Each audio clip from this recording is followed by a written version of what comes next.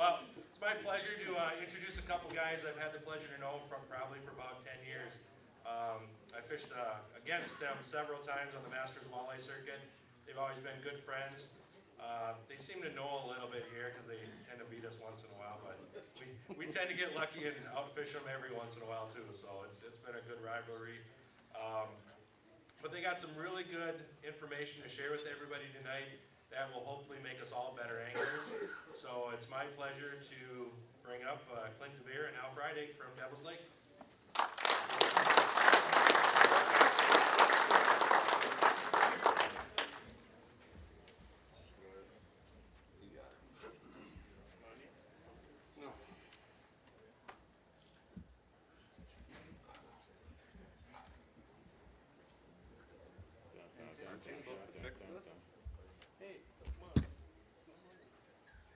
Everyone go have a drink, we'll get it ready. Yeah, why don't you, if you want a drink. We need to kill some light.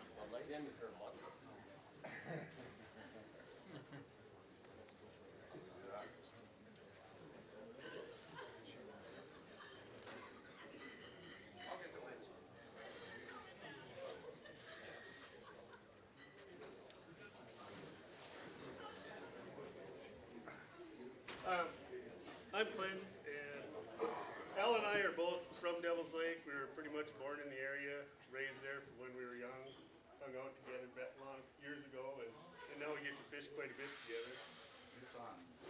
Keep it close to your mouth. What we did for tonight is we split this kind of into 5 things. First, we'll just talk real brief on that early spring bite when the fish are heading up into the coulees. And then we kind of split it up to that shallow bite part that lasts till around late June, and then it's a little deeper till you get into that August, and then, because the fishing, where they stage and stuff changes with that. So we split it into that, and then at the end, we have some mapping stuff that we're going to kind of show you where we fish and what we look for with a lot of the new maps that have backgrounds of the lake back when it was dry. So kind of how we attack that.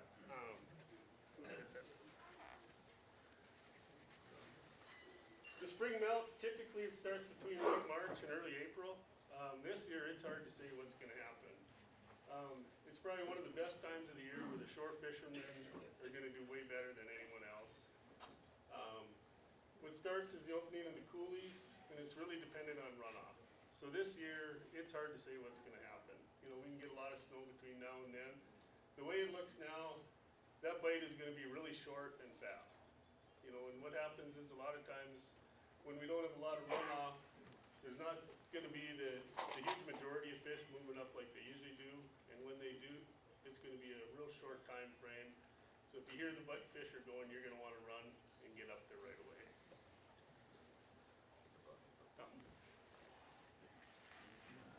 Some of the main locations that people go this time of year is the Mauvais Coulee, anywhere from Pelican Lake up to Candu. Most people look for bridges. There's some open water then.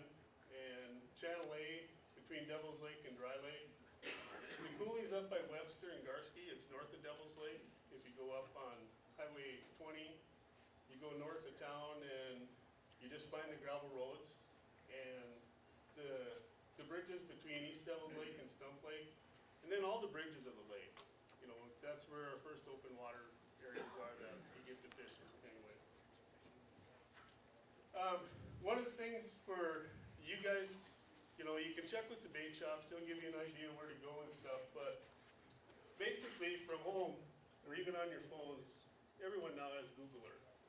To find where the bridges are and where the coulees are, what we do is we'll drive around, you look for any of these coulees. This is like north of Lake Alice here. The coulee goes up here, you got the town of Candu. Almost all the bridges are going to have a lot of people. The one thing too is, depending on spring, you never know which roads are going to be closed and which are going to be open. If their sign says road closed, unless there's a lot of people on the other side, I wouldn't go there because it's about a $500 fine, and the farmers are really mad about it. The other thing is when you park on the roads, make sure you park so equipment can get through. A lot of people get in a lot of trouble. You have the farmers, they're trying to get out into their fields, and if you're blocking the road, they're not gonna be very happy, and you'd probably get a ticket in some areas. But if you look here there's a coulee going here, close to the highway. The big one is over there, right on the north part. Like I said, you pull up Google Earth, look at the different highways, look for spots to go.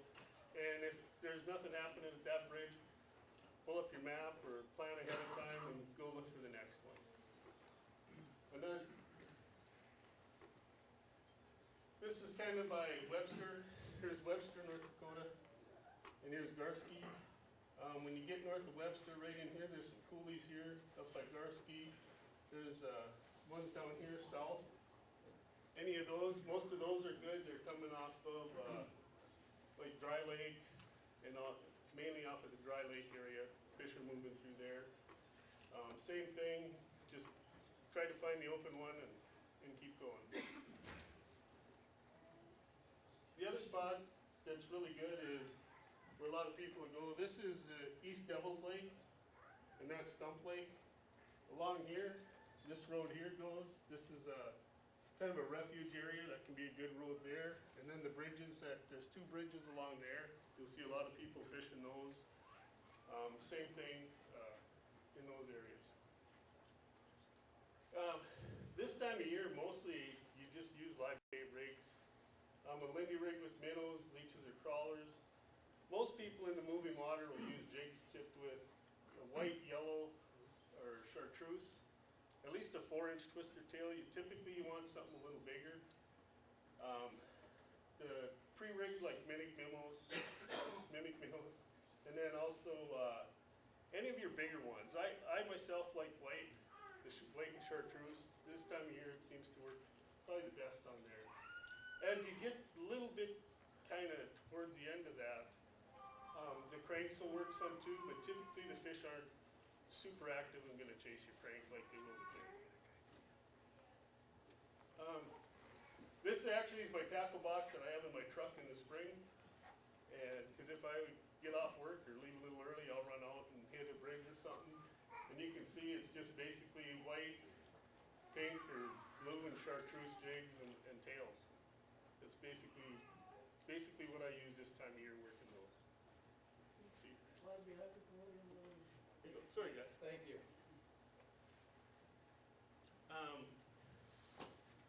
That's about it on this part. Like I said, it's usually pretty early. A lot of times by the time a lot of us hear about it, even in Devil's Lake, the main thing is over. A lot of times them fish are going when that ice is still on those coulees. A lot of them bigger females. I have some friends that have their dads own some land up there, and they get to go hit them before we do, and they do pretty good when that first opens. So, but this, like I said, this year we're not going to talk a lot about this part of it because this year it's hard to say what'll happen. There might not be much of a spring bite.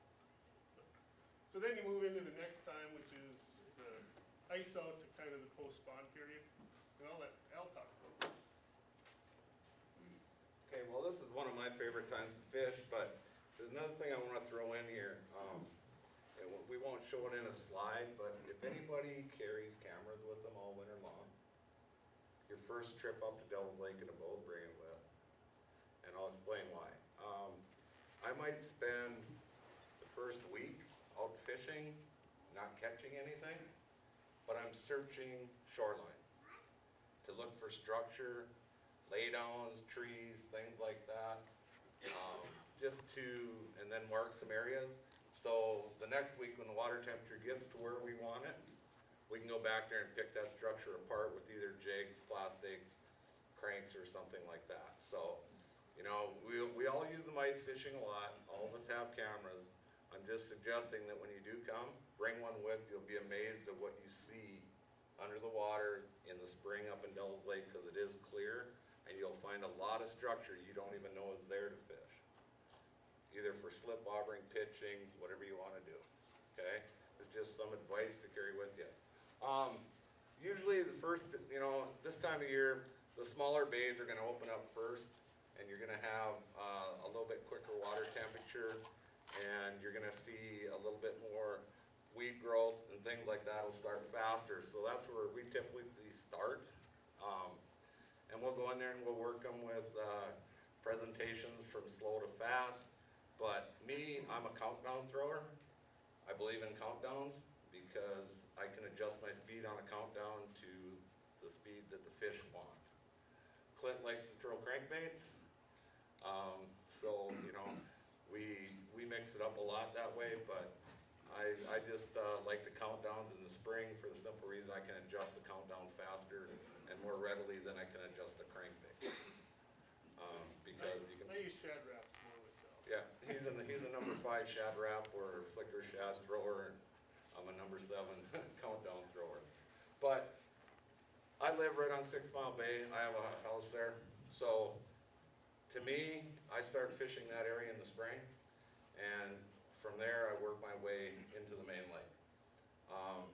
And what'll happen is 6 Mile Bay and Pelican are gonna open up first, they always do, and that's where the most fish activity is going to be because of the moving water there. I will start cranking the points in 6 Mile and working the gravel edges and stuff there. But what was really amazing was last year when I was up there, a lot of the fish were hiding in a mud flat.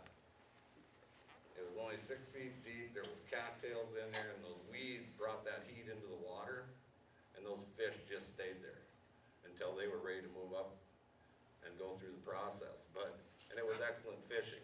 So, you know, that's the other thing, is Devil's Lake has 3 basic structures to it: wood, rock, weeds. Okay? In the spring, I like to fish the timber and the weeds more than anything.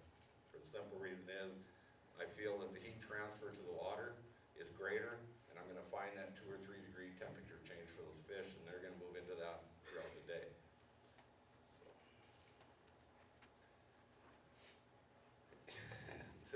This here is the one that's most frustrating for me, is almost everyone believes that all these fish are gonna move up through these channels to spawn.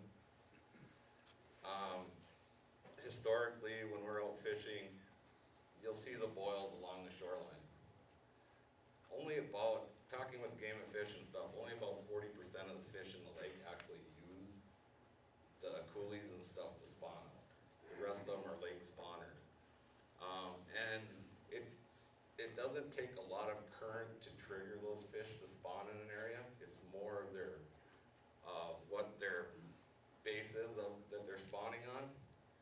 So just a little bit of runoff out of a field, a water pump running, all kinds of things trigger those fish to stage up there, and that's where their spawn is at. You know, we've seen it many times where you'll be going along pitching cranks and you'll see fish starting to boil in the water. Well, you sit there and cast all day long, nothing happens. Well, they're not gonna bite. We've tried every trick we knew, and it just doesn't work. But these spots, what happens is right before you see those boils and stuff, you'll be catching fish, then it'll trigger. And if you leave that alone for 3 or 4 hours, you can go back, those fish will become active again.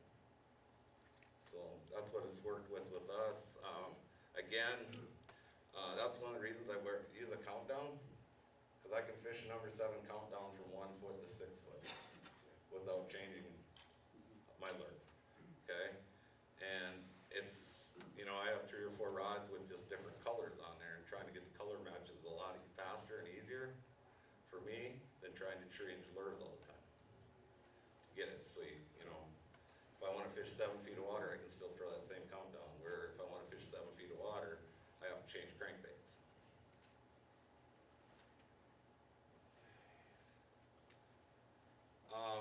Here's one thing we did pick up on about 10, 12 years ago. We had some really good friends, teachers that taught us some little tricks.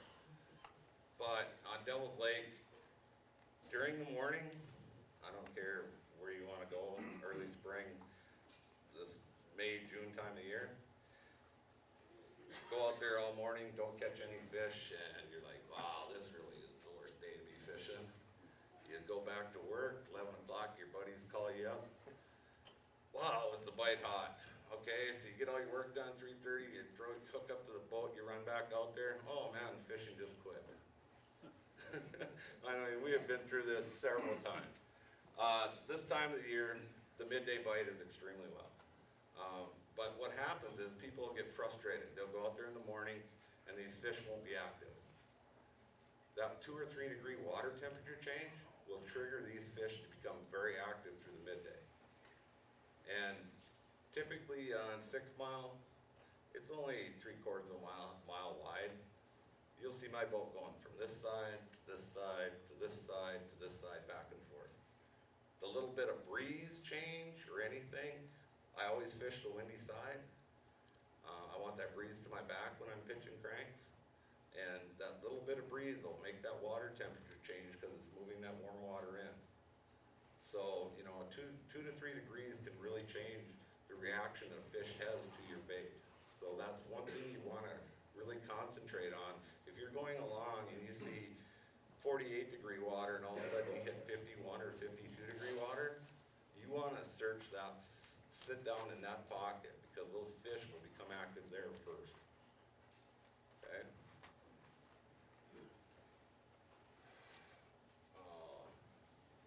You know, we were discussing this when we were putting this together.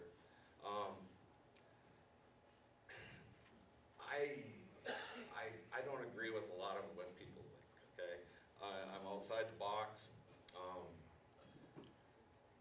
Walleye bite on Devil's Lake is however you want to fish. Okay. Realistically, it is. In the spring, you're going to be shallow because the fish are not going to be out deep, okay? But as the water progresses, these fish will move up. But I have had excellent pitching bites in the middle of August if you're in the right area with the right conditions. So there's several things, you know, as we go through in mid-June, the water temperatures start getting to the 50s, 60s, 70s. You know, the fish tend to move out, get a little bit deeper, but they're not going out past 20 feet or 25 feet at that point in time. They're still staying shallow, and you're still, you know, working different edges, and those fish will slide out, slide in, you know, and you just have to, what you have to do is continue to stay in that area, working area, and those fish will move into what depth you're fishing sooner or later throughout the day, okay? We learned a long time ago, we never leave fish for marking to go find fish, because those fish will eventually bite on devils. They gotta eat something, so. These are just some of our favorite colors on devils. I can tell you right now that if we're pitching cranks, one of us has a Fire Tiger number 5 on, and one of us has a Fire Minnow Countdown on. That's the lure, our go-to lures every time we're pitching on devils. As the water temperatures warm up, we get into that late June, and we're starting to fish weed beds and stuff. We'll go to some blue and chromes and some other colors. But this one right here is my go-to. It seems to work well in bright days, dark days, everything for me. That's what I use. You know, it's, again, learning to throw a countdown versus a crankbait is a little bit different. But once you get used to it, it becomes an easier way to fish for me. So. And color can mean a lot. This time, that early spring bite, like Al said, I typically use the number 5 and he uses 7. Right away in that early shallow bite, we go smaller. It seems that the fish want something smaller. We try to find a little bit of gravel really early, and as you get into the warmer temps, then it tends to be more the weeds. Once the weed beds start getting that new growth, that's when they kind of move from the gravelly stuff more out into the weeds, looking for food, easy stuff. But mine, typically a Fire Tiger number 5 shad, the blue, the gold and black can be really good at times. But it's seen in the black and silver. In that spring, it's typically one of those 4 is what I'm using. And I sit and go through them. When I work a spot, I'll work it once or twice with different colors. And there'll be one color that whoever has that color on, they're going to catch all the fish. If important that time of year too. But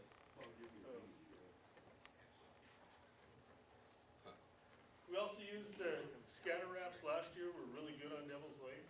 And bleak is one of the, bleak and hot steel have become really good colors lately. A lot more people using that. The scatter wrap's been really good in the weeds once the fish move into the weed beds.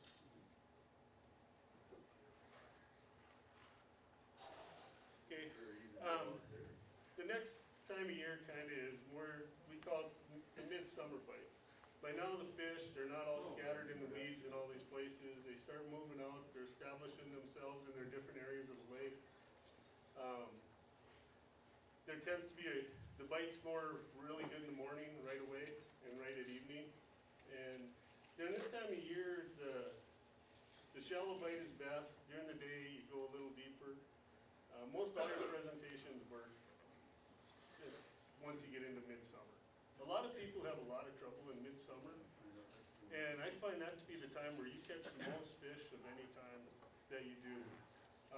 When we get into the mapping, we'll show you where we fish a lot of times during the different times of the year and explain why we do there.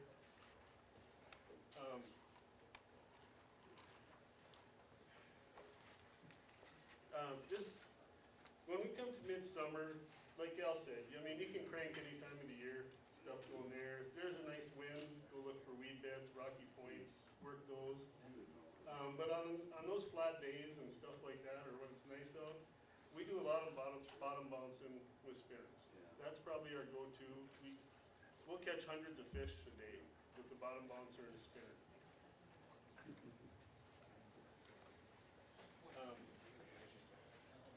A lot of people during this time of year, I mean, you'll see people slip over in weed beds. If you're gonna slip over weed beds, even the shallow ones, go up on the edges.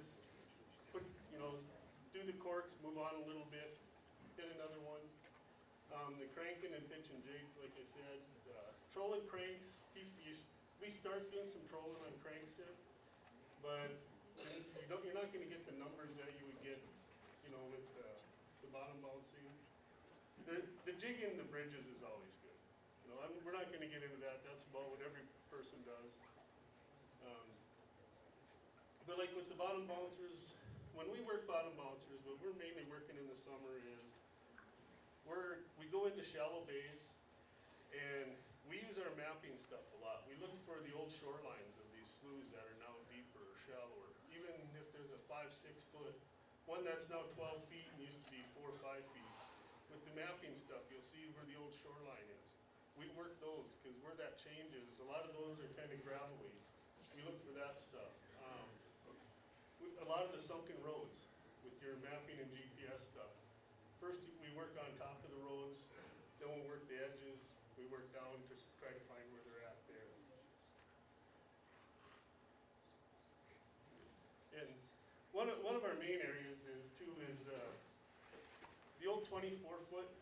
It's about 24 feet right now. If you look on any maps, even if you have a real old GPS, the old lakeshore on that is probably going to be about 24. That's one of the best spots to fish.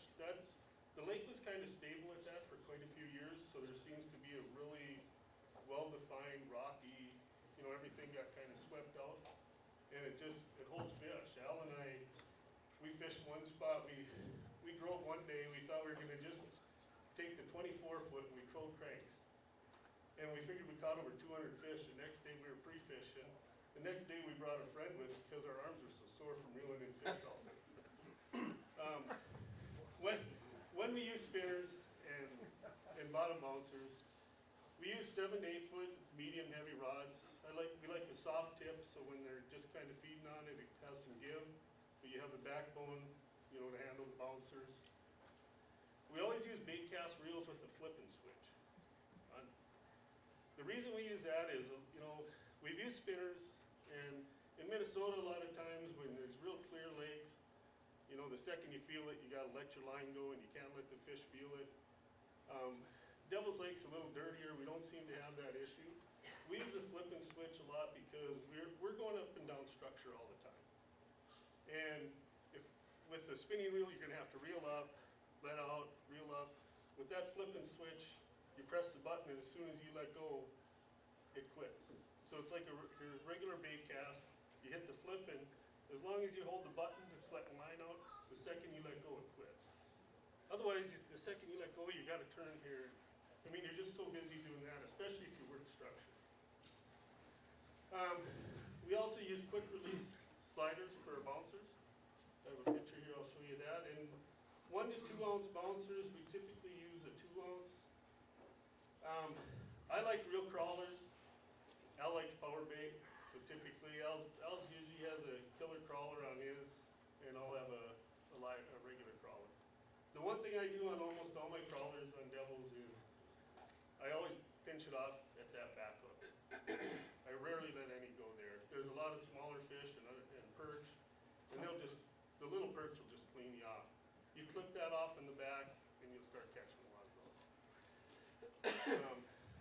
Here's like talking about the flip and switch. We usually have a switch right here. There's not a lot of models anymore that have that, so they're getting harder to find. And the quick release, it's just the same like on your quick release spinners. It's a bigger one made for bouncers. The nice thing with it too is you leave it on your bouncing rod and you don't have to leave your bottom bouncers on it. You don't have them bouncing around, just a little twist, they come right off. The spinners we use most, Al uses the Berkeley, we use the Perch, the electric white, electric pink. Those are probably the 5 colors. Al, usually you'll have a white one on for sure. And I just tend to use the Northland spinners. At any time, I'm gonna have a rainbow or a gold on. I guarantee I'll have one of those 2 out. The rainbow, there's a little blue in it, and I think if you fish Devil's Lake and you ever see the bass when they're chasing you up on a sunny day, you kind of see this blue color that you don't see on the bass when you get them out of the water. And I think that's why the blue on a lot of stuff works good. There's just a really bright kind of electric blue you see a lot of times. And the gold, that's, when those fish are full of shrimp, the gold is just gonna pound the fish for you.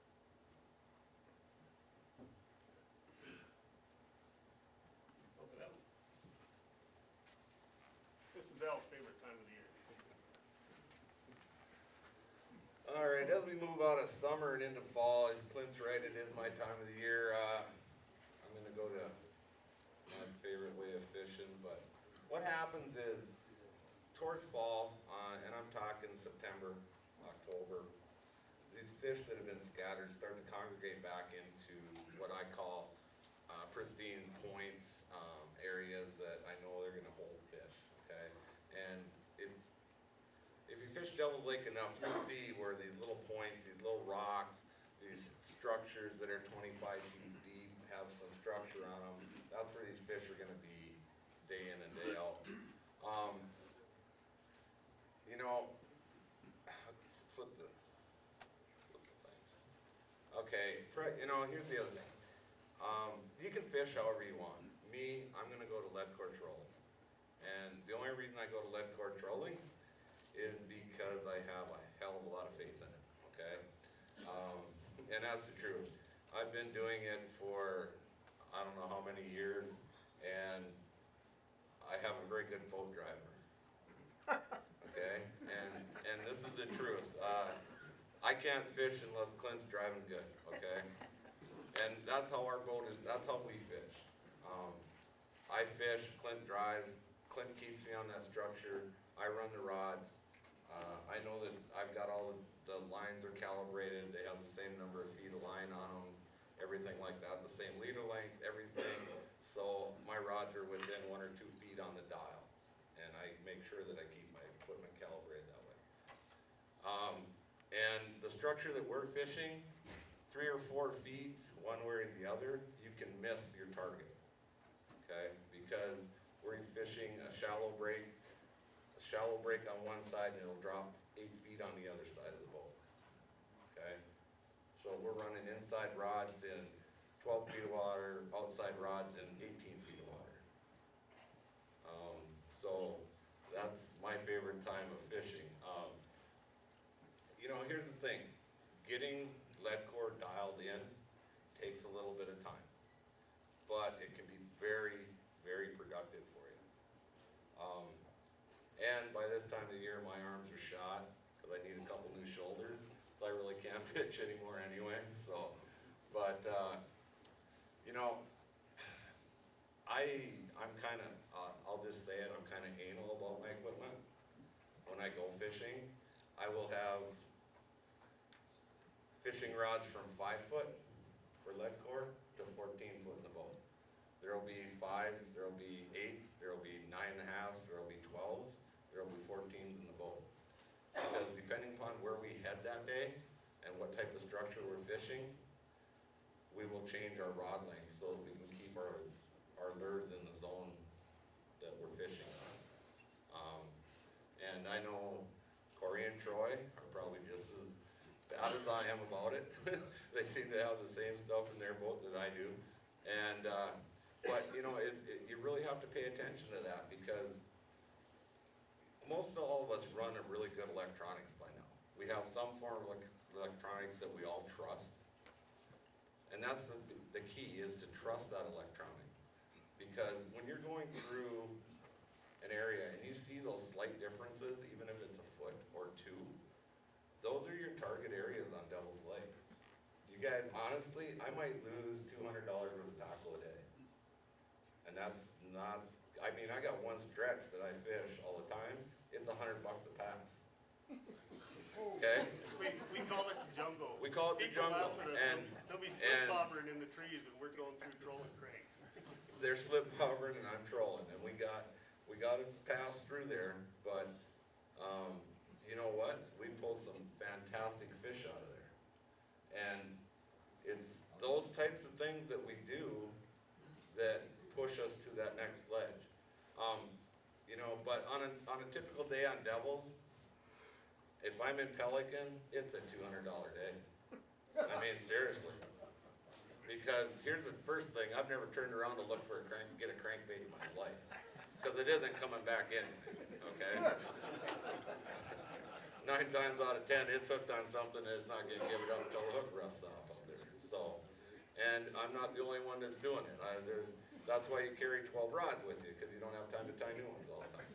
But, you know, on Devils, late fall, you can't be fishing this high off the bottom. Okay? We're fishing this high off the bottom. We're at 6 inches to a foot. That's how close you're banging those lures into the bottom continuously. And that's why we go through a lot. And we use every type of lure imaginable during that period of time.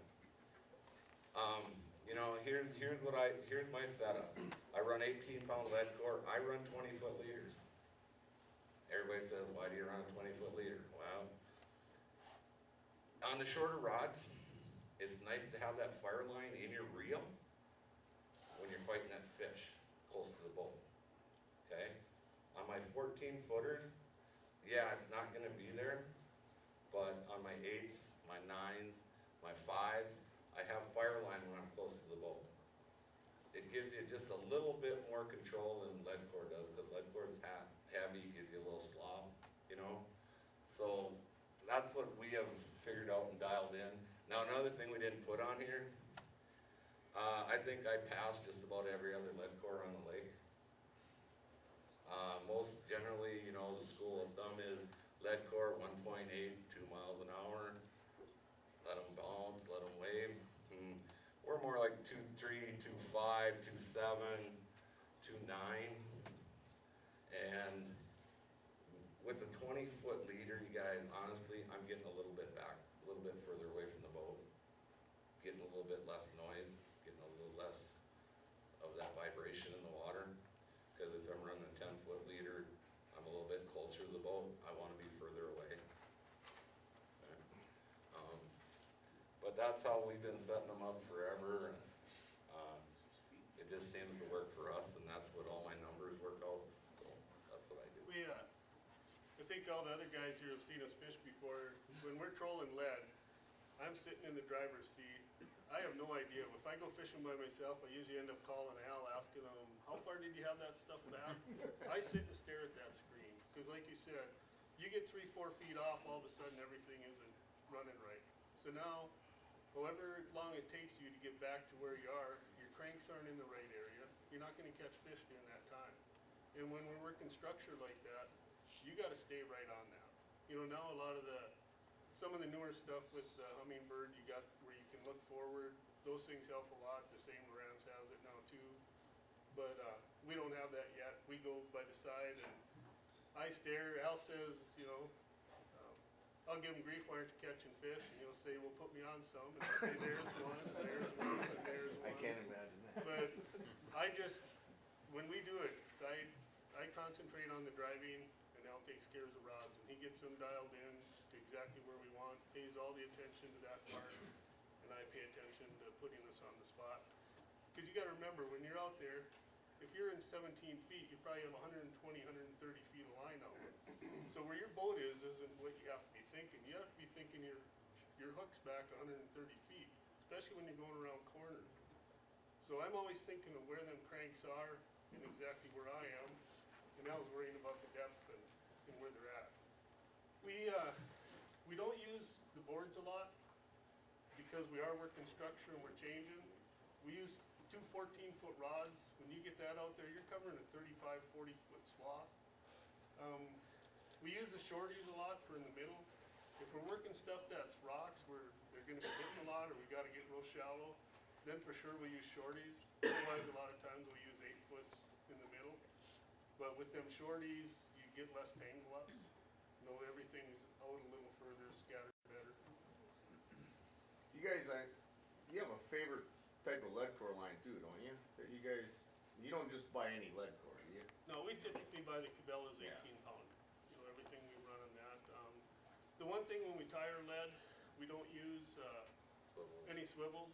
I hate swivels going through eyes and stuff. We use a Willis knot, which basically you pull some lead out, probably about this much, break it off, pull the sheath. Now you got an empty sheath, and you make like a single loop.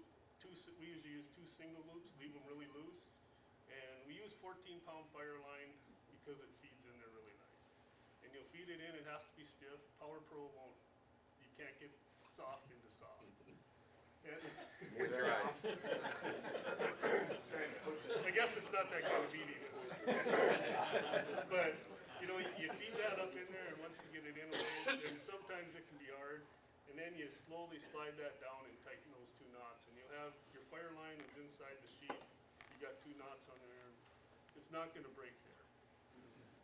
And actually where we started using Willis knot was we thought if it could hold 25-pound salmon when we were out on Lake Michigan, it'll hold a walleye on devils. So that's how we adopted that knot into the lead core part of it. One other thing though with lead coring is we will fish, you guys, honestly, from 9 feet to 38 feet and never change lures and never change rods.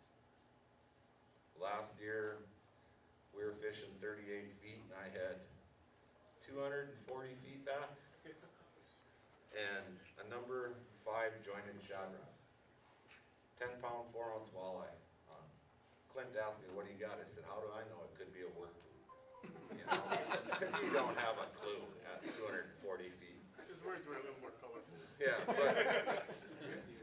but you know, and so, and we were banging bottom at 38 feet with number 5 jointed shad rod. And that's the kind of stuff that we do. Lead core trolling gives you the ability to change immediately to what you see on your screen.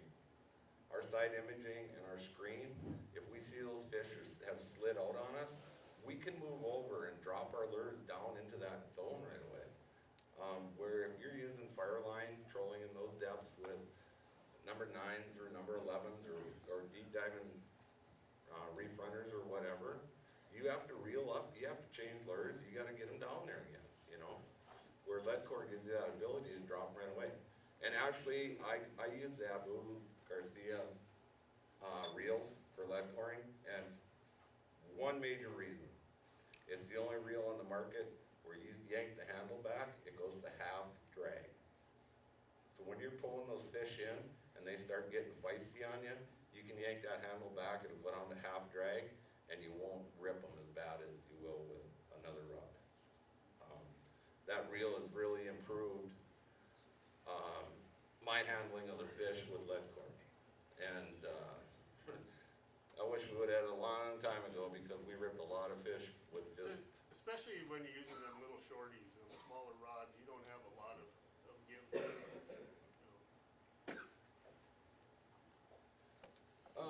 is there any questions, I guess? And Clint, hey, you wanna hit that thing, we'll show them what. That's my lead core setup right there, that's the lures I'll use. I might go through 50 different colors in a day, but if I was to hit Devil's Lake right now, that's the lures I'd use. We picked them out, and I'll tell you what, right now, I will not go to any lake without this lure right here. It's a Black Tiger Selma Hornet. I don't care what anyone says.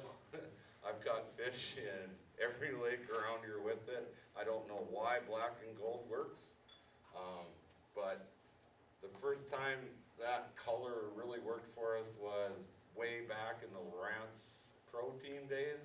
We were down on Big Stone, and everybody else says, why in the heck are you guys down here this time of year? Nobody's caught a fish forever, you know, and we had this championship there. We had 4 Selma Hornets in our whole arsenal. We went out and caught more fish in one day than everybody's seen all week, and it was just fun. And then we went up, and everybody asked us on stage what we're using. We told them, and they were like, "What is a Selma Hornet?" And, you know, this was a few years ago when I first got on their staff, and you know, it's become a very popular lure. It's a very good lure. It's a pre-tuned lure. You don't have to deal with it. You throw it in the water and it works. One thing I will tell you that it outperforms other lures in dirty water for 2 reasons. If you got little strings and stuff in the water, and all of us have tried to split shot up the line, keep your lure clean and stuff, these hornets tend to go berserk, fly off to the side or something, and clean themselves up, and then they come back in line. I don't know if it's built into the lure or not, but they work really well for me. And as you can see, we got a couple colors up here that you really can't buy over the counter, but With that, I know you guys have painted a lot of crankbaits over the years. Are you guys still doing that? Oh, We yeah. painted them. Give us some colors, boys. Well, all right, here, I'll give you a color. This one right here. Corey's got a few of those spotted frogs, I think, in his tackle box now too. We were in a tournament, all of us driving around each other, throwing stuff at each other, back and forth. Me and Clint were catching fish, and Corey's like, "What are you guys doing?" You know. Well, after the tournament, we showed him. We took a bunch of white jointed shad rods. Remember when the pearl white jointed shad rods were available? Shield was getting rid of them. You could buy them for like half price. Well, I think I stopped in Fargo and I bought the Storo. Okay. We took and painted them the spotted frog color. Okay. It has been our #1 tournament crank for I don't know how many years. We've been, and Corey has to give that secret away, and he uses them all the time now too. So they must be pretty good. I was in an accident a few years ago, and I had just painted and had a box full of them, and the vehicles got totaled out, and they were scattered all over the highway, and we ended up going to the hospital and stuff. Well, I think I got like 4 back out of about 50. yeah, it was kind I of think funny. everyone out there thought they looked pretty cool too. It was kind of funny because all of the other crankbaits came back except those. You So, paint them on your own, you guys, yeah. or do you send them in? No, I paint- paint them with Airbrush, you coat them with something after you're done? Yeah, the tough thing is to find a good coating. I've tried about everything. The guys who are set up good where you could use automotive works pretty good, but what I tend to use is like a 20-minute clear epoxy. And then I take and I get really fine glitter and put in there. and you paint it with that epoxy, you can only do, 3 or 4 and then it starts hardening up. But that epoxy gets so hard on there that even the pike teeth barely scratch it, and your finish doesn't come off. That's about the only thing I've found that really works well, that without, having a nice hood where you can get good venting. People say, polyurethane, stuff like that, to me that ends up yellowing and it runs more, but just take a paintbrush and mix some epoxy, epoxy glue up and put that on it. It makes a really nice clear finish, makes it hard. And another one that we do a lot is, this one here, it actually has a white belly, the hot pink across the top, white belly. It's also, Selma Hornet has a custom one that way, and that's been a real good color as well. But these, anytime, if we're out, if we have 4 lines out, 3 of them are gonna have what you see right here on the screen. We always have one where we're sitting there playing with and doing stuff, but these are our main go-to ones here. Yeah, we can't take Clint's boat anymore because it took him 4.5 hours to untangle my drawer. I have this thing of taking crankbaits out and throwing them in a drawer, on a lawn. You pull that drawer out, you just, well, that didn't last, so now we have to use my Ranger because I just throw them in the corner there. But, is there any other questions? Anybody have any questions at all? On One this? question. Yes. So in your guys' opinion, does Devil's Lake need a slot limit for keeping walleyes? Yes. And I say no. I'm a perch fisherman, and if you go and make that big walleye population artificially increase the size, to me, you're screwing up my perch fishery. And the thing is, the last few, everyone tells us we need a slot limit, and every year it seems our fishing's better than it was the year before. Now, like going into Lake Alice, I personally was really against that. I like having them spots up there. To me, those are our breeding grounds and feeding areas that no one gets to fish, and they replenish our lake, and so I tend not to go there. I got the fish cleaning stations pretty close to my house, and when I go there and I see what people are cleaning and they're all coming from Alice or somewhere, it kind of makes you cringe, but, and then you say, well, God, don't you get any smaller ones? No, they're all like this. I completely disagree. So, Okay. I believe we need to have a limit north of Highway 19 during the month of May of 1 fish over 20 inches per day. That's my philosophy. It still gives all shore anglers an opportunity to catch that fish of a lifetime, but it also keeps a lot of our spawning fish safe, okay? Because what I see in the spring, and it's why I don't do a lot of spring fishing in the coulees, is people coming in and taking 5, 7, 8 pounders, limits of them out more than once a day, okay? That gets to be upsetting to me, and I know that all shore anglers deserve that opportunity, but I think they could do it with 1 fish a day and the over 20 inches. If you catch some of the smaller males, great, you got a good meal. But you wanna go for that 1 fish, I think you should have that opportunity. As far as Lake Alice goes,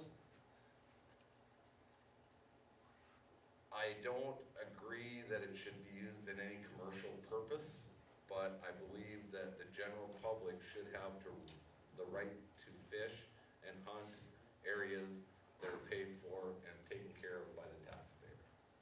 Okay? I don't believe it should be used for guiding or any type of commercial endeavors. And I met with Matt Springer 2 weeks ago, talked to him, and there was a petition for guides to be allowed to bring clients into Alice, and it was declined by the U.S. Fish and Wildlife. And there's a new set of rules that are gonna be written for fishing for Lake Alice. Because the way the doctrine reads that they're quoting to me, even filming on Lake Alice is against the law. And there's probably been 15 shows shot on Lake Alice this spring. And you need to have a filming permit.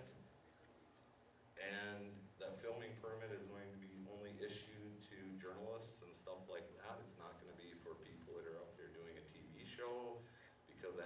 commerce, there's a whole bunch of rules there, so. Just so you know. The one thing they are having a lot of issue with is garbage. And depending how the rest of this winter goes, the Fish and Wildlife is actually wondering if they're gonna keep it because of all the garbage. This is the first year it was allowed, right? Yep. Yeah, this is first year, but the garbage of fishermen, so if you go up there and fish and you see someone threw garbage out or something, if you wanna keep it going, pick it up, because the Fish and Wildlife, they pay attention to all that. They're not happy about the garbage. And it's, for some reason, ice fishermen seem to be the worst that way.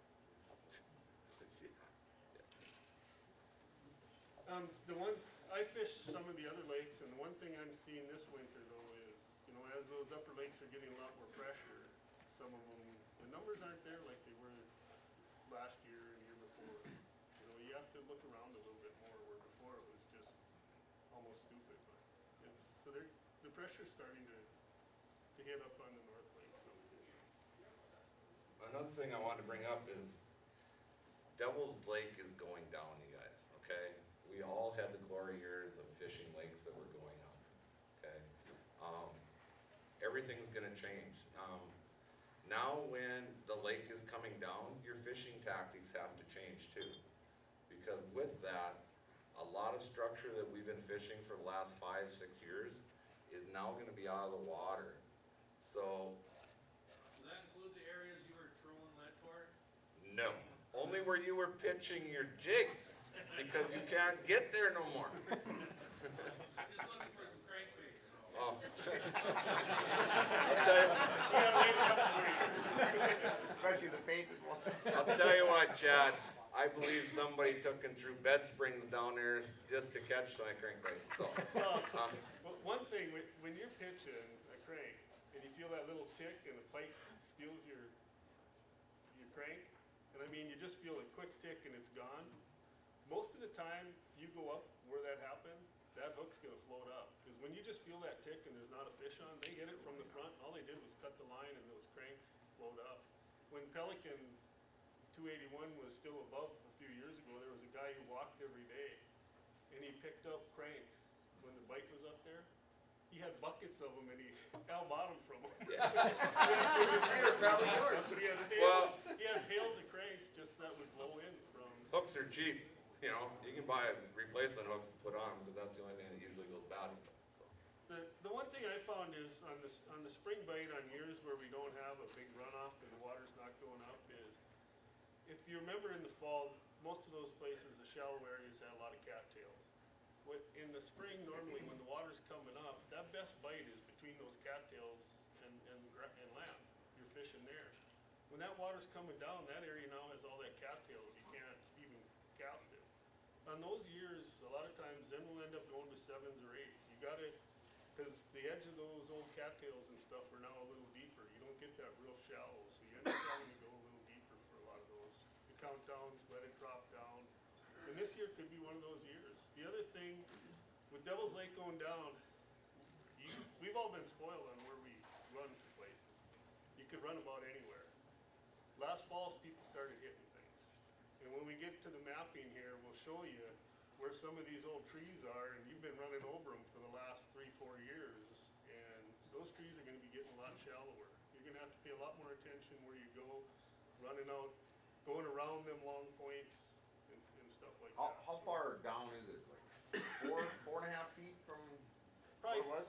No, it's it's only- down, 3 Well, feet, 8.5, 3.85 feet. So not quite 4. Yeah. And here's the other thing, a friend of mine runs the marine dealer in Devil's Lake. They did 37 lower units last year, you guys. That's just one guy. That's not the guys out at Halverson or the guys from out of town that hauled their boat home because it was destroyed on a weekend or whatever, you know. And the unfortunate rules that North Dakota has, we can't mark any hazards for it. You mark a hazard, North Dakota rule says you're responsible for it. It's not like Minnesota or Wisconsin or something like that. Well, we'll show you some of the mapping stuff we're using. We probably for the last 12 or more years, we used to have a Panasonic Tough Book in our boat, a lot of times when we were looking for stuff each spring, looking for new things, we had the map that now is the background on your GPS that you can get. We had those on a computer, we'd have a little USB to a GPS receiver. We'd go out, we'd look at tree rows, we'd troll around the outer edges and get all the lines on our depth finder. Well now, with the new mapping and stuff that's out there, you have all that is available on right on your depth finder. And we use that a lot, and that's what we'll get into here now. Yeah, what Clint was talking about is we used to run a program that was called Fugawi. And then we used the Holux, GPS module plugged into that laptop. And we worked with a gentleman by the name of Warren Parsons for years, who's affiliated with High Tech Fishing and Doc Sampson. And we would go out and once we got the ability to map areas of the lake and stuff, we would map while we were fishing and we exchanged information with them. And finally, this format was put together and put into a chip. There's basically 3 different years available: 1949, 1980, and 1990 chip. Okay. We used it, and how we started to use this, you guys, was because most of this ground, like in Pelican, the flats, all of this land was farmed or pastured at one time. Okay, where the old fence lines used to be, where tree roads used to be, where farmers farmed up to each other. Throughout the years, those little ridges and stuff developed, and the fish, when they were coming along the bottom, they follow those things. So we figured out, we're gonna use this, and with that Holux module, you know, it put an icon where your boat was driving on that picture. So we could drive right down a fence line and turn and go down the fence line at a 90-degree if we wanted to, so. But Clint will pull this up and, Here's the chip we've been using, we started last year, is, like Al said, it's Warren Parsons. This one here is, when you zoom in, you get an aerial photo from 1990. Back then, that's about, the shoreline then it'd be about 24 feet deep now. and nobody remember any of this when you leave here, okay? None of that. Take a picture? Here's Pelican Lake. Here's Pelican right here. Here's what it looks like, you know, probably right now from the outside. As you zoom in on this chip, Don't do it. it goes to different years. So here's back when Pelican was, when Devil's Lake, this is from 1990 right here. Yep. So when you go into these, luckily our waypoints are hiding all the little rocks and stuff like that, but, and then as you zoom in, you can see more. We work this old shoreline a lot. Like I said earlier, there's a lot of structure there. The other thing is, up in Pelican, as you zoom in more, Warren Parsons actually mapped this whole thing out with his boat, just going back and forth and saving it. As you zoom in more, you get this. And so you kind of get, when you're running wide, you get the whole lake out.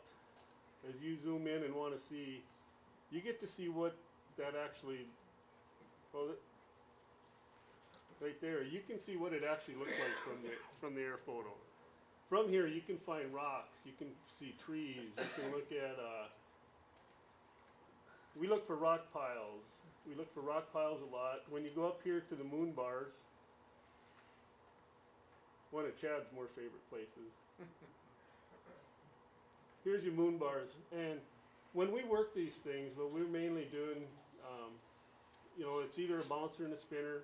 We run across the tops, and we run across the edges, and then we run across the bottoms. We always do that looking for fish. When we start out fishing Devil's Lake, typically we're going to start in Pelican or the north end of 6 Mile. They open first. As the lake goes, as it warms up and opens up, the bite tends to move down. Some of your better areas to start out, like you said, are Pelican. Then it seems to move. You get a good bite in Howard's Bay. You get a bite by the storm sewer in Devil's Lake. Some of the smaller bays in behind Black Tiger, some of those, they start picking up. And then as you get into more the end of June, into July and stuff, that's when the main lake takes off. And then as you come to fall again, things kind of tend to move back here. When there's been a good bite at the bridges, you know, a lot of people you hear of jigging wraps and stuff. When they're jigging wraps, those fish later are relating to the rocks, you know, the structure out deep more.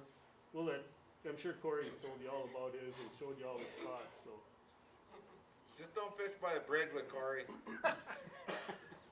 He doesn't share well. Okay, and just in case you wanna know, this is where Chad likes to hang out, right up here.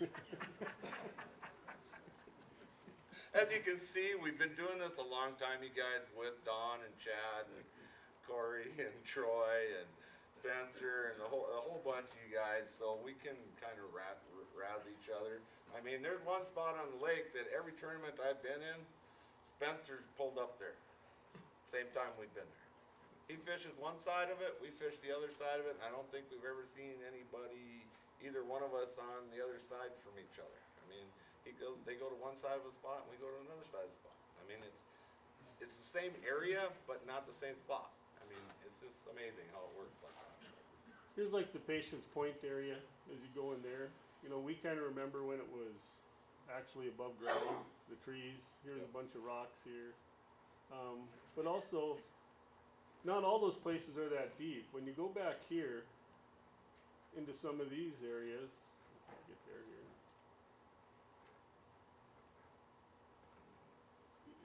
This spot up here is only about 10 feet deep right here. It's an old slough, now it's out in the water. We'll run bouncers around that the clear stuff. On here, the darker stuff tends to be either mud or trees.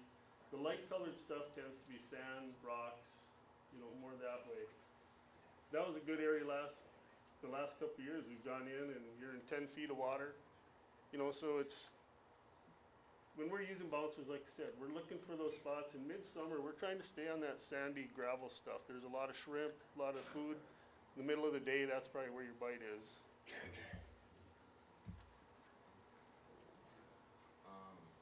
Clint, take them over to 6 Mile Point. Flip the cover open Is now. that Knutson there that Flip you're the cover showing right open, now? turn it on Clint? in the front. That one? Nope, that wasn't. It was, There you go. what's that? Where we at here? 6 Mile.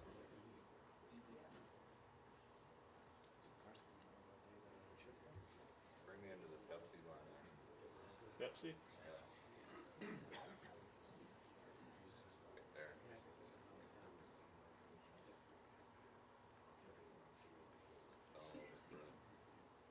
Out. Here's your house. Yeah, yeah. Okay. This area here, you guys, is right out in front of the Pepsi barn in 6 Mile Bay. I'm gonna show you another use that I have for this map year round. Clint, if you wanna go up that point a little bit, up this way. Oop. Yeah. Okay, bring it back in here. Down there. Okay, this is what it looked like in 1990. Okay, now the water is way over here, you guys. Not to the blue. Okay, on this blue line. Ice fishing, oh, that's good. These trees are still down there, you guys. For ice fishing, these things are phenomenal. You can go in, set up, and be between the tree clumps. Okay, you can actually use the map, drive in here. This is all clean area right here. Beside this area right here is all clean area. There's no trees or nothing in it. You can actually go in and fish between the pockets for ice fishing. I mean, it makes it really easy. But the other thing is we can come in here and we control this and stay on the outside of most of the snags. You know, that's why this is an important tool for us, okay? We use it a lot. Now, like the 1949 map shows some of the most unusual stuff on it, but it's not the most recent data. 1990 is the most recent data that's available, this format before the lake flooded. That's why we use the 1990 chip almost all the time. When we go to East Devils Lake, the 1980 chip has some different information on it than the 90 chip does, so we'll switch that chip over there. The same, in 6 Mile, you hear crappie being caught a lot of times. Right there. Well, where I find crappies all the time are Those 2 waypoints. right up here, yeah. There's some here. Here's the old coulee coming in there. And the other thing is over here. This, Look at that. this waypoint right here, oops. Look at this, you guys. If it wasn't in the way, you'd actually see some brush right in there. But you can see up above, most of that is brush there. The really whiter stuff is rock. But you find the old little groups of buckbrush or a little bunch of bushes in 6 Mile. You get on the edge of that, and that's where the crappie are. The other thing is in the spring, if you're looking for crappie and when it's still ice, when the snow starts melting and most of the snow is gone, there's those few patches left. Go park on those. That tends to be where your crappie will be that late spring. The guys who find those few little spots that are a little darker because of the snow cover on top, there's going to be crappie under almost every one of those. Clint, zoom in on these 2 here.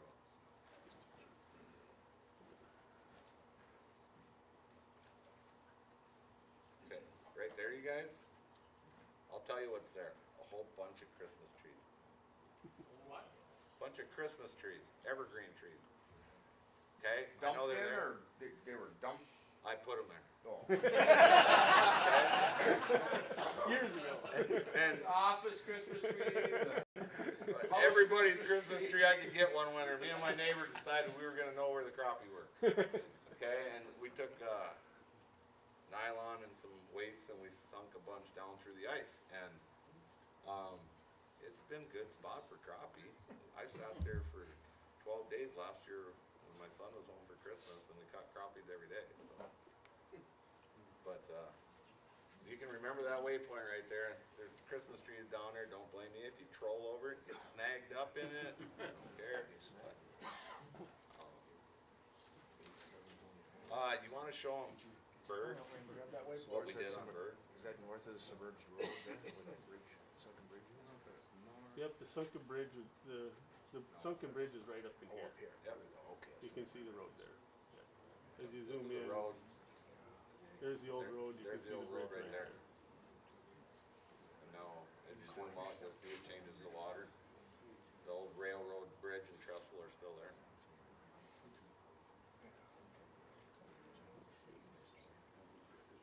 So this is the 1990 chip.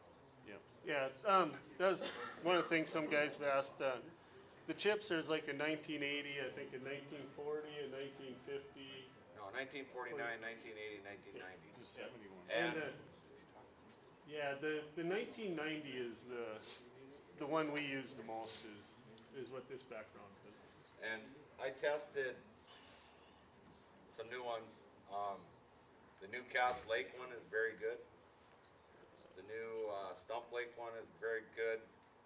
The Irving Dry Alice chips are good. The Oahe chip was really good. Working on a Sakakawea chip right now. This is what Bird looks like after it's being mapped. That's been actually mapped and put through Dr. Depth. As you can see, right now Bird's 32 feet deep. Okay. Was that Rhode Island? Yep, Bird Island.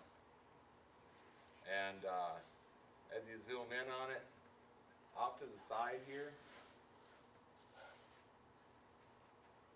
right in this area right here, you can see that darker shading.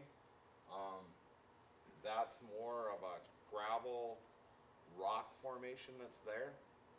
When Dr. Depth converts the rock in the gravel area, it darkens it up a little bit compared to its surroundings.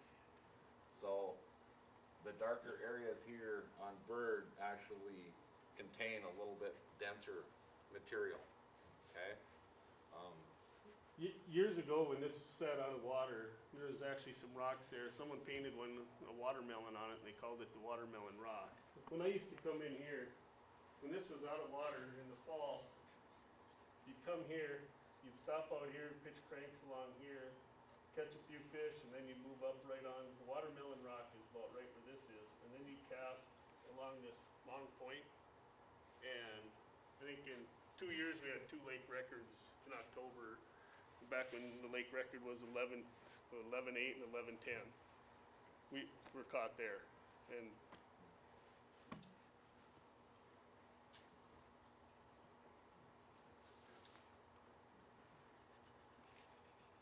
I'll show you Al's $100 run. Oh, no, he's like, oh, no. So the different color. There's my $100 run, guys. See that tree line? I took all the trails off so you guys could actually see what we're looking at. All along this row, you see all them trees, and waypoints are right in the middle of the trees, and it goes down. It's about a half to 3/4 of a mile long. We call it the jungle. It costs us at least $100 every time we run it. The first time I ever did the jungle, I was with another guy, and he'd say, "Where do I go?" I said, "Just bump off that tree, and we'll go over here." And we kind of just made a trail through it. And then Clint came fishing with me one day, and I said, "We're gonna go run the jungle." And he goes, "What?" I said, "Yeah, I got a trail through there. It'll work, no problem." He's like, "We gotta hit trees to get through here." I said, "I know that." And as you go by, you just lift the rod up and go around the tree and stuff. And then we caught the fish we caught. The best expression I've ever seen is I have a really good friend by the name of Jimmy Bell. He fishes all over the place. Bell was slip bobbering 20 yards away from me, and I bagged about an 8.5, 9-pounder. And he's like, "What are you doing in here?" You know, they're slip bobbering, I'm trolling, and it was just fun. So, right now, you guys, I don't go fishing without this chip, or it's something similar to this. Lake Master, the old ones don't work in the new Lowrance units, okay? Lake Master has not digitally mapped the lake for several years. Their base map in the Lake Master chips is old. I believe in contours. All these contours that are in these chips are LiDAR contours, taken off official surveys from the government. With the elevation of Devil's Lake going up and down, I don't believe a depth chart on any map. I don't care whose it is. If I know what the contour is and I know what the elevation of the lake is, I can decide in my own brain how deep the water is, okay? Because it doesn't matter what kind of map it is, whether it's Novonix, Lake Master, whatever your hotspots, whatever you want to call it. There's not one chip out there that the contours are correct. There just hasn't been enough time spent on Devil's Lake with a mapping vessel, is what I'll call it. The most precise one for mapping has been Warren Parsons. He has a boat called Lake of Salt. He will go out there and map for days at a time. And that's how we get these different, really close contours and stuff. So, but to each his own. My suggestion is if you're coming to Devil's Lake, I would, if you have a Lowrance product, read this chip, it's worth the $100 investment, okay? For a simple reason is, I don't care if you're using it to fish or not, just for the hazards. Cause you can zoom out and see where I'm heading, where I'm pointing, there used to be a road here. And those roads come up really quick. And, I've seen a lot of boats get wrecked. So as a safety feature, That's one thing when we were talking, like, right here is Graham's Island. For the last few years, when the lake first started coming up, you had to go around the middle. The last few years, everyone runs along the shore and cuts this way. Last fall, people started hitting stuff. And I'll show you as we zoom in here.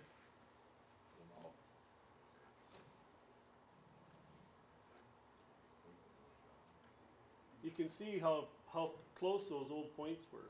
They had big cottonwood trees on them. Both of these points had a line of cottonwood trees. And see, and we used to go out And you can see how far out you have to go. That's about the middle of the bay to go around there. So as the lake goes down this summer, you guys, you know, you really need to be thinking about that. Anytime you're under 24 feet, you're where land used to be. This is where all the crazy people like me are driving through now. Okay?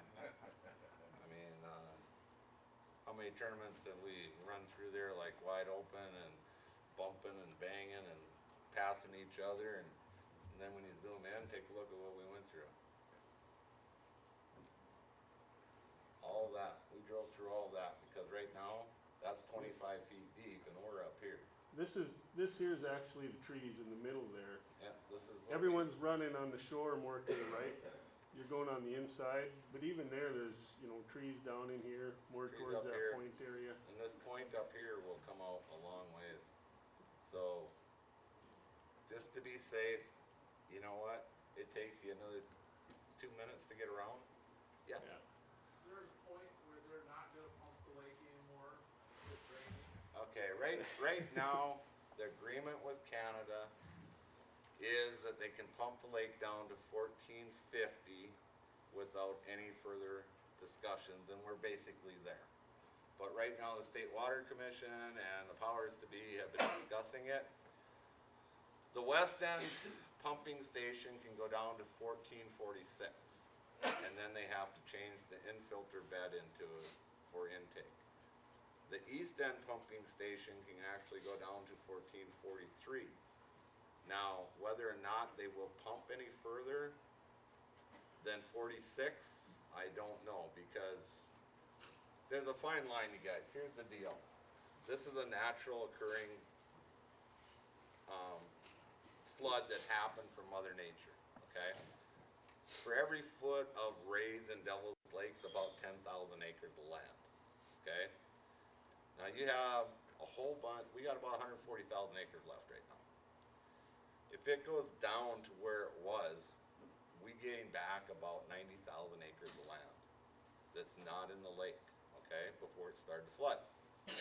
So you have on one side a bunch of politicians that can't agree on anything, and you have a whole bunch of farmers and landowners that have continued to pay taxes and everything to keep ownership to that land that feel they should have, you know, if we're not gonna pump it down, and if it doesn't, they're not gonna do it, they want compensation for that, okay?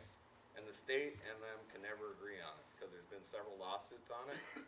So, I'm guessing right now that it'll go down to 46, and from there, it's gonna be a mother nature thing. What's it at now, Al? 1450.16, About 4.5 feet left to go. yeah, about 4 feet. Al, with that being said, are they gonna start pulling out like the, Highway 19 that goes to the casino, right? No, that's 57. Okay, 57 that goes to the casino. Last fall up there, the yellow baffles that they put in, built the riprap up, are starting to show. Yep. Those were 5 to 10 feet beneath the water. Now they're starting to show. Are they gonna start pulling those out so those aren't hazards? Oh, I wish I had a picture to show you what the road looks like right north of the casino bridge. Those 50-mile-an-hour winds, we went fishing on December 7th. You got that picture? And I have it on my phone, but those 50-mile-an-hour winds, no one had been on the lake. From the road, you couldn't see it. Here we're fishing on the lake, and on the Devil's Lake side of the bridge, it is eaten right up to the edge. There is about a 14-foot drop down to the water, because they put those little points coming out off where the bridge is. We could just, from the water, you could just see how the wind, the waves just got sucked right to that spot, and they ate it out. And Al just happened to be, I sent it to him, and he happened to show one of the guys at the DOT. They had no clue it was like that. From the road, you couldn't tell. So now they're trying to, they gotta do some emergency repair before. Well, $700,000 bill to fix it. So those yellow baffles aren't doing any good. I don't think anyone's gonna try to remove anything, because once, you know, if they start, then they're responsible for everything. It's kinda like marking. Our fishing club, the anglers, years ago, we wanted to go and mark some of these trees when the lake was coming up, and basically they said, if you take it on your responsibility to mark stuff, you got liability, one, if someone hits that marker and does damage, and the second is, what about all the spots you didn't mark? Why didn't you mark those? And that's why the state won't do it, because then they assume full responsibility and they have deep pockets.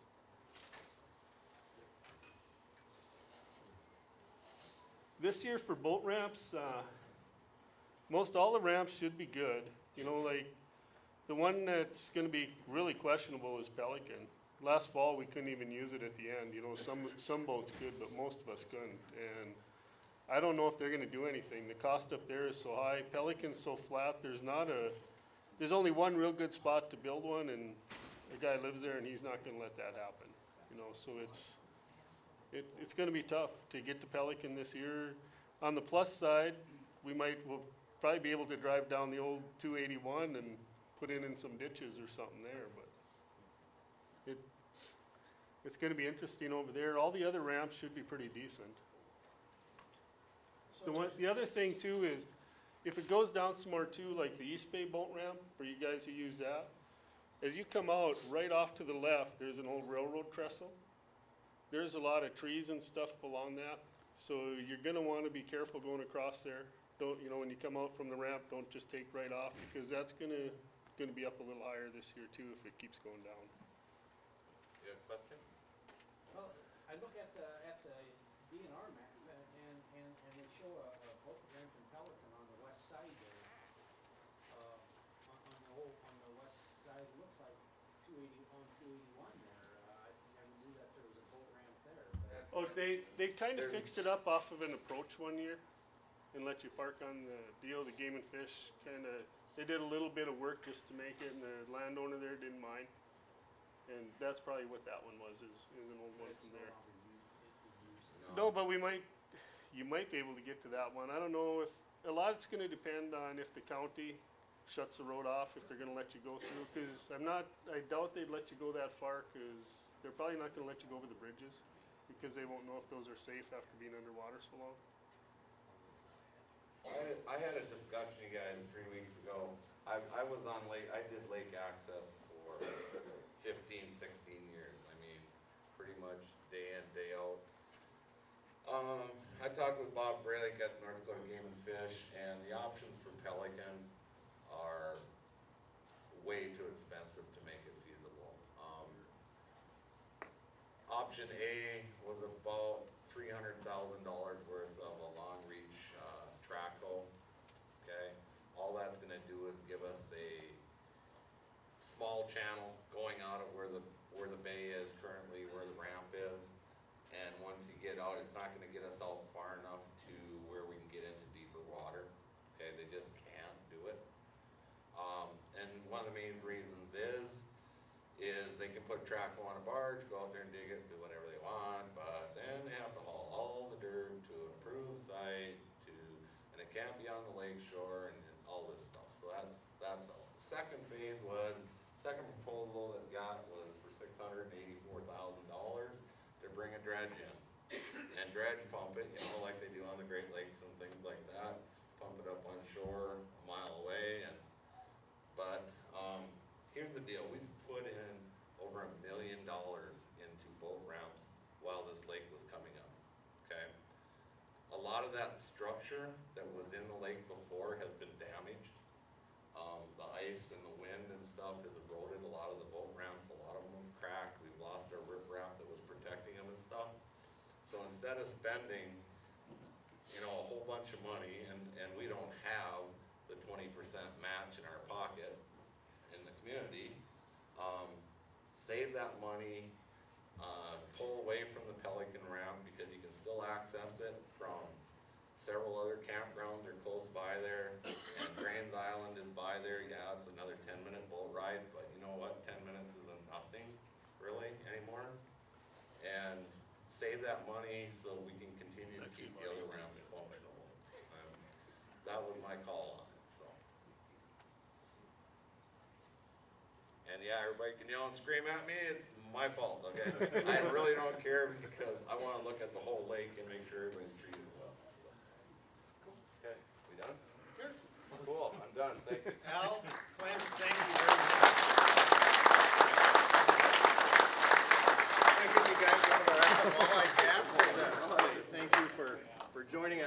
some fantastic information on a lake that I think a lot of us have spent some time on, and it has some really great insight.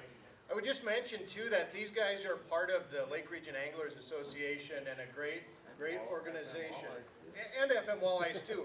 And when you renew your membership, if you haven't done so already, at the back of the room, we do have a section there where you can become a member of Lake Region Anglers in addition to FM Walleyes. So I encourage you to give that some consideration if Devil's Lake is a place you do a lot of fishing.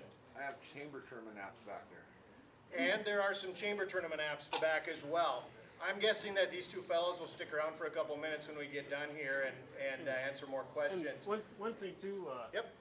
if you guys, you know, anytime you have questions or anything, Facebook or if you look us up, our emails, you know, feel free to contact us anytime. We love Devil's Lake. We like fishing it. And we'll gladly help anyone out.